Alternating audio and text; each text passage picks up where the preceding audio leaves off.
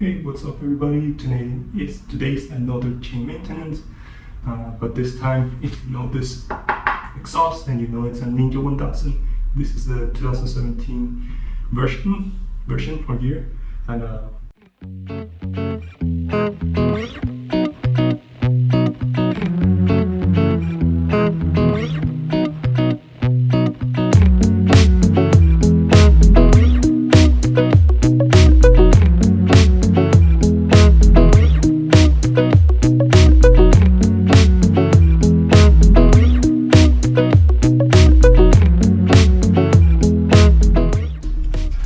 so how are we proceeding this? Now, what I'm planning is attacking down here. I already put the cardboard box. It's a little bit of that size. I don't know how you guys measure it, but yeah, just stick it in. And then just make sure you can rotate freely. I'm planning to attack there. That's right next to the pipe.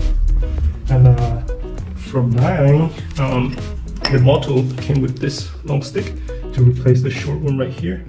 And then yeah, just aim it in from far away, and let's work on it.